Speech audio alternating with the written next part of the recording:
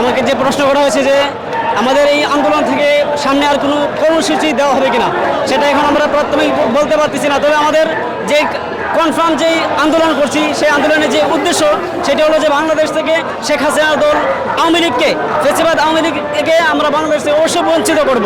এমনকি আমরা যে আন্দোলন শুরু করেছি তার কখন গিয়ে শেষ হয় তা বলা যায় না, কারণ যতদিন পর্যন্ত এই আওয়ামী লীগকে নিষিদ্ধ না করা হবে ততদিন পর্যন্ত আমরা আন্দোলন করে যাব। আবার অনেকেই প্রশ্ন থাকতে পারে যে আমরা যে আন্দোলন করতেছি আসলে কি আন্দোলনটা শেষ পর্যন্ত গিয়ে সাকসেস হতে পারবে কিনা। আমি বলতে চাই আমাদের সাকসেস হবে কিনা তা গত জুলাই অভ্যুত্থানের যে আন্দোলন করেছিলাম স্টুডেন্ট, তাদের কি পাওয়ার ছিল, তারা সফল হতে পারছে কিনা সেটার দিকে থাকলেই চলে।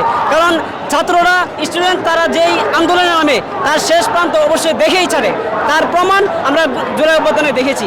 তাই আমি বলতে চাই যে আমরা যে আন্দোলন শুরু করেছি হাসিনার দলকে, এই আওয়ামী লীগকে নিষিদ্ধ করার আগ পর্যন্ত যতদিন পর্যন্ত সময় লাগবে, প্রয়োজনে আমরা রক্ত দিয়েছিলাম, রক্ত দেব, জীবন দিয়েছিলাম, জীবন দেব, তবু আমরা এই বাংলাদেশ থেকে এই শেখ হাসিনা দলকে, আওয়ামী লীগকে নিষিদ্ধ ঘোষণা করেই ছাড়বো ইনশাআল্লাহ।